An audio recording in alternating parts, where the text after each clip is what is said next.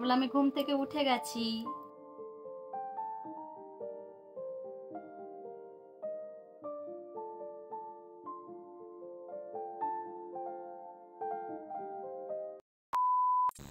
নমস্কার বন্ধুরা, তোমরা সকলে কেমন আছো? আশা করছি তোমরা যে যেখানেই আছো প্রত্যেকেই খুব ভালো আছো এবং সুস্থ আছো। আমিও বেশ ভালো আছি। এস ফ্যামিলিতে তোমাদের সকলকে ওয়েলকাম এবং অনেক অনেক ভালোবাসা জানিয়ে আজকের ব্লগটি এখন থেকেই শুরু করছি। সকালবেলা রান্নাবান্না সব কিছুই হয়ে গেছে, তোমাদের সঙ্গে আজকে কিছুই শেয়ার করলাম না। রান্নাঘরটা কিন্তু প্রত্যেক দিনের মতো এখনও পরিষ্কার পরিচ্ছন্ন করে নিচ্ছি। এখন এত পরিমাণে গরম পড়ছে, গরমের কথা আর কী বা বলবো। আর এখন তো গরম পড়ারই সময়, আর প্রকৃতির বিরুদ্ধে কোনো কিছু তো করা যাবেই না, গরম তো পড়বেই। তো যাই হোক, আজকে সকালবেলা আমি ঘুম থেকে উঠেছি 6:30টার সময়। তো উঠেই কিন্তু সংসারের অর্ধেকটা কাজই করে নিয়েছি। আর বিশেষ করে এই গরমের সময় কিন্তু সারাদিনের কাজবাজ কিন্তু সকালের দিকে চাইলেই একটু করা যায়। তো একটু যদি গুছিয়ে করা যায় তাহলে কিন্তু অর্ধেকটা কাজই সেরে নেওয়া যায়। আজকে সকালে রান্নাবান্না কিন্তু তেমন একটা চাপ ছিল না আমার উপরে। আজকে শুধু 5টা রুটি বানিয়েছি, একটু মসুর ডাল রান্না করেছি, আর ভাত রয়েছে, পান্তা ভাত। আর আমাদের বাড়িতে পান্তা ভাত খেতে আমরা খুবই পছন্দ করি। পান্তা ভাতের সঙ্গে যদি একটু আলু ভাজা হয় তাহলে তো কোনো কথাই নেই। এদিকে তাওয়াটা ধুয়ে আমি পরিষ্কার করে রাখলাম। তো এদিকে রান্নাঘরের সমস্ত কাজবাজ কিন্তু আমার একদম কমপ্লিট হয়ে গেছে, আর উনানটাও পরিষ্কার করে নিয়েছি। আমার শ্বশুরমশাই বাজার থেকে বাজার করে নিয়ে এসেছে। এই যে দেখো, কই মাছ নিয়ে এসেছে অনেকগুলো। হাঁড়ির মধ্যে এখন আমার শাশুড়ি মা জিয়ে রাখবে। তো এখন যেহেতু বৈশাখ মাস, এখন কিন্তু খালে বিলে অনেক দেশি কই পাওয়া যায়। বাবা বলল কি এগুলো বিলের কই। তো যাই হোক, এগুলো কিন্তু হাঁড়িতে জিয়ে রেখেছে। আর এইদিকে কিন্তু আমি চলে এসেছি থালা বাসনগুলো গোছাতে। এখন কিন্তু জল ঝরিয়ে এইভাবে পাট করে সাজিয়ে রাখছি। আমাদের বাড়িতে একটা নিয়ম আছে, সেই নিয়মটি হচ্ছে আমার শ্বশুরমশাই কিন্তু প্রত্যেক দিন সকালবেলা কিন্তু সবজি বাজার করবেই। তো বাড়িতে যদি অনেক সবজি থাকেও তবুও কিন্তু বাজারে যাবেই। আর আমাদের বাড়িতে কিন্তু বেশিরভাগ 2 ধরনের মাছ আনে, একটা ছোট আর একটা বড়। তো এই টাইপের কিন্তু মাছ নিয়ে এসে থাকে। তো এদিকে দেখো, আমি থালা বাসনগুলো পাট করে সাজিয়ে নিয়েছি, সেই সঙ্গে কিন্তু জায়গাটা একটু জল হয়ে গেছে, মুছে পরিষ্কার করে নিলাম। আর এই হাতেই এখন সিঁড়িটা একটু মুছে নিচ্ছি। আমাদের বাড়িতে এখন কিন্তু প্রত্যেক দিন মিস্ত্রিরা কাজ করতে আসছে। তো 1 মাসের মধ্যেই হয়তো ঘরটা কমপ্লিট করবে। তো তোমাদের দাদাভাই বলেছে মামামের জন্মদিনের আগেই ঘরগুলো একদম কমপ্লিট করে দেবে। আর আমার বেডরুম তো কমপ্লিট করবেই, সেই সঙ্গে কিন্তু রান্নাঘরটাও একদম কমপ্লিট করে পরিপাটি করে দেবে। তোমাদেরকে আজকের ভিডিওতে একটা জিনিস দেখাবো, আমার একটা পছন্দের জিনিস তোমাদের দাদাভাই কিন্তু কিনে দিয়েছে। তো তোমরা ভিডিওটি কিন্তু প্রথম থেকে শেষ পর্যন্ত স্কিপ না করে দেখতে থাকো, আশা করছি তোমাদের খুবই ভালো লাগবে। এদিকে এখন আমি এই ক্যাবিনেটগুলো সুন্দরভাবে একটা সুতির কাপড় দিয়ে মুছে পরিষ্কার করে নিচ্ছি। প্রত্যেকদিন যদি একটু ভালোভাবে পরিষ্কার করা যায় তাহলে কিন্তু একদমই চকচক থাকে। সেই সঙ্গে কিন্তু এই যে এখানে বেসিনটা রয়েছে, তো এখান দিয়ে একটু জল চুয়ে পড়ে কেমন একটা সাদাটে হয়ে থাকে। ওই কারণেই কিন্তু একটু মুছে নিলে জায়গাটা কিন্তু পরিষ্কার থাকে। সকাল সকাল স্নান করে নিয়েছি, সেই সঙ্গে যে বাসি জামা কাপড়গুলো রয়েছে ধুয়ে একদম পরিষ্কার পরিচ্ছন্ন করে নিয়ে এসেছি একদম সোজা ছাদে। তো আজকে কিন্তু ছাদেই জামা কাপড়গুলো মেলে দেব, কেননা ঘরে মিস্ত্রিরা কাজ করছে, তো ধুলো উড়ে না উঠোনের দিকে চলে আসে। ওই কারণে ভাবলাম যে ছাদেই মেলে দিই আজকে। তো এদিকে বিছানার চাদরটা ধুয়ে দিয়েছি, সেই সঙ্গে অনেক জামা কাপড় হয়েছে, এই ছাদেই মেলে দিয়ে যাচ্ছি। আজকে কিন্তু বেশ হাওয়া আছে। আগে কিন্তু প্রত্যেক দিন শীতের সময় জামা কাপড় মেলতে ছাদে আসতাম, ভালোও লাগতো আসতে, আর শীতের রোদ মাখতে কিন্তু বেশ ভালো লাগতো। কিন্তু এখন সত্যি কথা বলতে কোনো সময় ইচ্ছা করে না যে ছাদে যাই। আজকে অনেকগুলো জামা কাপড় ধুয়ে দিয়েছি। আর এদিকে দেখো, মাম্মামের অনেকগুলো শু ধুয়ে দিয়েছি, যেগুলো এখন পরে না। আর এইগুলো কিন্তু গরমের সময় পরানোও যায় না, প্রচণ্ডই গরম লাগে। ওই জন্য ভাবলাম যে ধুয়ে পরিষ্কার করে দিই, একবারে বাক্সবন্দি করে রেখে দেব। তো এইগুলো কিন্তু এখন প্রয়োজনই হয় না, শুধু ঘরের মধ্যে এক জায়গায় জড়ো হয়ে রয়েছে। ছাদে কিন্তু অনেক দিন আসি না, সত্যি কথা বলতে এত পরিমাণে গরম, সেই সঙ্গে এত রোদ। আর এদিকে দেখো, ধানগুলো কাটা হয়ে গেছে। তোমাদের দেখিয়েছিলাম ধানগুলো তো ফুল হয়েছিল, সেই সময় দেখিয়েছিলাম। অনেক দিন আসি না, দেখো ধান কাটা হয়ে গেছে। মাম্মামের জুতোগুলো আজকে সকালবেলায় যে সুন্দরভাবে ধুয়ে এই ছাদে মেলে দিয়ে গেলাম। শুকিয়ে যাবে তাড়াতাড়ি, ওই কারণে কিন্তু ছাদে মেলে দিয়েছি। আর এদিকে মাম্মামের বাপির জুতো একটা ধুয়ে দিলাম, এই যে এক জোড়া। তো জামা কাপড়গুলো মেলে দেওয়া হয়ে গেছে, এখন নিচে যাব। আর প্রচণ্ড পরিমাণে রোদ্দুর, কি বলবো, আর প্রচণ্ড কষ্ট হয়ে গেছে, পুরো হাঁপিয়ে গেছি। তো চলো ঝটপট করে নিচে যাই। আর মাম্মাম দেখলাম ঘুম থেকে উঠে গেছে, ওকে আবার খাওয়াতে হবে। আমি সিঁড়ি দিয়ে নিচের দিকে যাচ্ছি আর আমার মেয়ের গলার আওয়াজ শুনতে পাচ্ছি, ও আমাকে মামা বলে ডাকছে। আমি ভেবেছি হয়তো এই দোতলার এই ঘরে রয়েছে, কেননা ওর বাপি রয়েছে এই ঘরে, কিন্তু নেই, ও রয়েছে নিচের দিকে। মা, তুমি উঠে গেছো? হ্যাঁ মা, আসছি মা। বলো হ্যালো, গুড মর্নিং সবাইকে। বলো আমি ঘুম থেকে উঠে গেছি। হ্যাঁ, কি হলো? মাম্মা এখন খেলা করছে। মাম্মা, ও মাম্মা বলো হ্যালো, বলো একটু কিসি দিয়ে দাও, ফ্লাইং কিস দিয়ে দাও। এই যে মা, দিয়ে দাও। মাম্মা, মাম্মা কাও। মেয়েকে সকালবেলা ফ্রেশ করিয়ে দিয়েছি, সেই সঙ্গে কিন্তু ওকে খাওয়ানো হয়ে গেছে। এখন চলে এসেছি ঠাকুর পুজো করতে।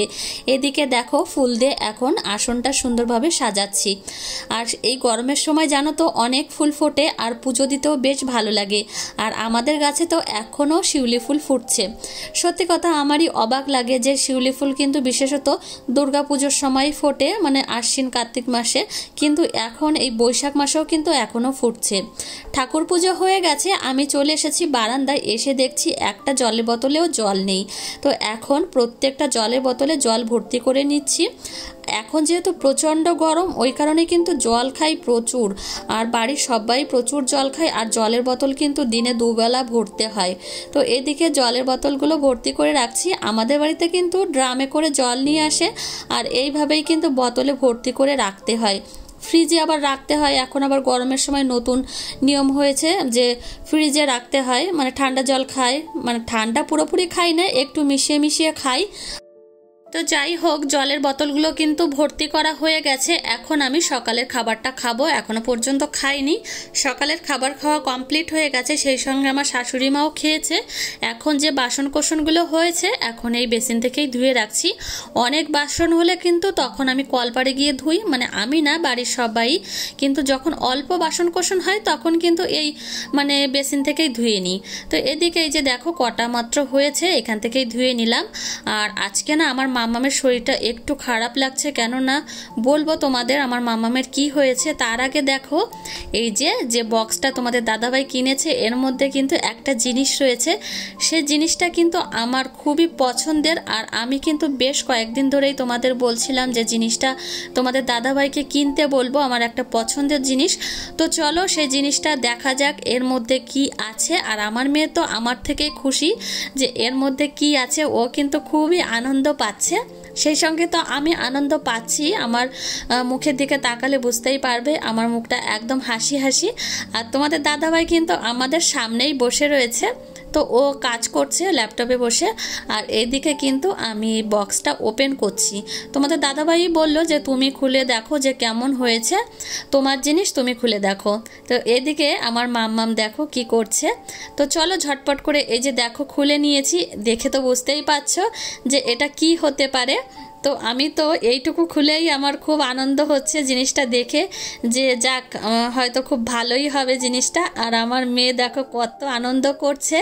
তো এই হলো গ্যাস ওভেন। তোমাদের দাদাভাইকে আমি বলেছিলাম যে শুধু বলেছিলাম যে একটা গ্যাস ওভেন কিনবো যেটা এরকম হবে, আমার পছন্দসই একটা গ্যাস ওভেন। তো এই যে দেখো সেটা কিনে এনেছে। সত্যি কথা বলতে গ্যাস ওভেনটা কিন্তু আমার খুবই পছন্দ হয়েছে, যেমন আমি ভেবেছিলাম তেমনই কিন্তু হয়েছে।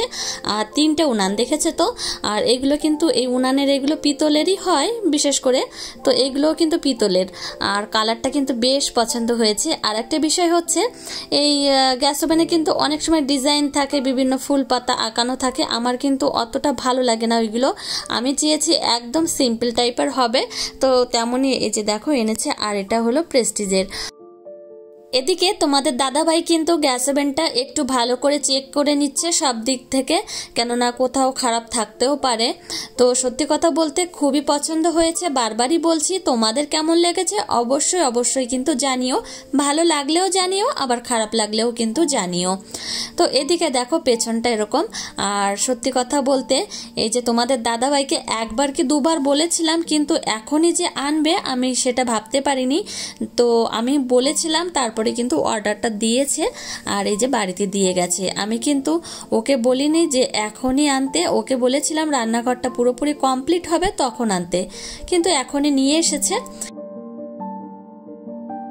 তো বিশেষ করে প্রথমেই তোমাদের বলতে গেছিলাম যে মাম্মামের কি হয়েছে, কিন্তু সেটা আমি বলিনি, কিন্তু এখন বলছি। মাম্মামের সকালবেলা দেখি যে ওর ডান কানের নিচের দিকে একটু ফুলেছে, তো ওটা লক্ষ্য করেই কিন্তু এখন আমরা তড়িঘড়ি যাব ডক্টরের কাছে। তোমাদের দাদাভাই বলল মাম্মামকে এখন ঝটপট করে রেডি করিয়ে দাও, তো চলো ডক্টর দেখিয়ে নিয়ে আসি। বাচ্চাদের কথা, তো বাচ্চাদের শরীর নিয়ে কখনোই কিন্তু বসে থাকা একদমই উচিত নয়, ওদের নিয়ে কিন্তু ডক্টরের কাছে যাওয়াই ভালো।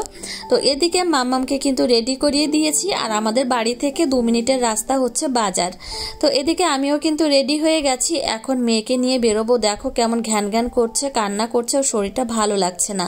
তো এখন আমরা এই যে 3 জনে মিলে ডাক্তারের কাছে যাচ্ছি, তোমাদের দাদা ভাইয়ের বাইকে করে যাব। তো এই যে আমার মাম্মাম বসে রয়েছে, চলে এসেছি ডক্টরের কাছে। এখন এই যে ওষুধপত্র নেব, আর মাম্মামের গায়ে জ্বর আছে কিনা থার্মোমিটার দিয়েও দেখলাম, কিন্তু জ্বর তেমন নেই। তো ডক্টর বললেন এই আবহাওয়ায় বাচ্চাদের কিন্তু একটু শরীর খারাপ হচ্ছে, মানে ওদের দিকে একটু বারবার ঘন ঘন কিন্তু খেয়াল রাখতে হয়, ওরা কিন্তু প্রচণ্ড পরিমাণে ঘেমে যাচ্ছে। তো ঠান্ডা গরম লেগেই কিন্তু এই ব্যাপারগুলো হচ্ছে। তো এদিকে কিন্তু চলে এসেছি বাড়িতে, ওকে ওষুধ দিয়েছে, এখন কিন্তু এই যে মাম্মামকে ওষুধ খাওয়াবো। তো অনেক ছলনা করে কিন্তু ওকে ওষুধটা খাওয়াতে হয়। তো এই যে জল খাওয়াচ্ছি মাঝে মাঝে, তার মাঝখানে কিন্তু ওষুধটা খাইয়ে দিয়েছি। তো মাম্মাম রয়েছে নিচের তলায়, আর এদিকে আমি চলে এসেছি আবার দোতলায় দেখতে, কেননা মিস্ত্রিও আমাকে ডেকেছিল যে ওয়ার্ড্রপটা কিভাবে তৈরি করব, কতটা স্পেস রাখবে, মানে শাড়ি টাড়ি রাখবো যেহেতু, সেই কারণেই এসেছি দেখাতে। তো তোমাদের দাদাভাইও এই যে এসেছে, আর এই যে দেখো কত কাজ কমপ্লিট হয়ে গেছে, অনেকটাই কিন্তু হয়েছে। কালকে দেখবো এইগুলো সোজা দেওয়ালে বসে গেছে, তো ভালো লাগছে দেখে। একটু দোতলায় এসেছিলাম, আর কাজবাজ কতদূর কি হলো সেটা দেখতে এসেছি। আর এখন ওই দাদাদের একটু দই দিয়ে গেলাম, কারণ প্রচন্ড পরিমাণে গরম, দাদারা কাজ করছে। তো যাই হোক এখন নিচে যাব আর খাওয়া দাওয়া করবো। মাম্মামও রয়েছে নিচে, তো চলো নিচে যাই। তো চলো আমার প্রিয় বন্ধুরা, আজকের ব্লগটি কিন্তু এখানেই শেষ করছি। তোমাদের কেমন লেগেছে অবশ্যই অবশ্যই জানিও, আর ভালো লাগলে একটা লাইক করো, আর দেখা হবে কিন্তু পরের ব্লগে। টাটা বন্ধুরা।